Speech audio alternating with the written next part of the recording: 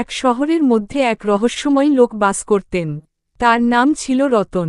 তিনি ছিলেন এক চুপচাপ, নিঃশব্দ মানুষ, যিনি কখনো খুব বেশি কথা বলতেন না এবং প্রায় সময়ই গা ঢাকা দিয়ে থাকতেন। তার মুখে কোনো হাসি বা দুঃখের ছাপ দেখা যেত না। তিনি প্রায়শই রাতের অন্ধকারে শহরের পথে হাঁটতেন, কিন্তু তারপরও কেউ জানত না তিনি কোথায় থাকেন বা কী করেন।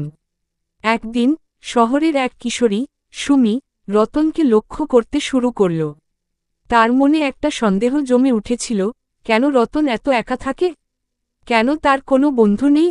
সুমি একদিন রতনের পথ ধরে হাঁটতে শুরু করল। কিছুটা দূরে গিয়ে সে দেখল রতন একটি পুরনো বাড়ির দরজায় দাঁড়িয়ে আছেন। সুমি তার পেছনে চলে গিয়ে দরজার ফাঁক দিয়ে দেখল, রতন একটা বড় পুরনো বই পড়ছিলেন এবং মাঝেমধ্যে চোখে জল চলে আসছিল।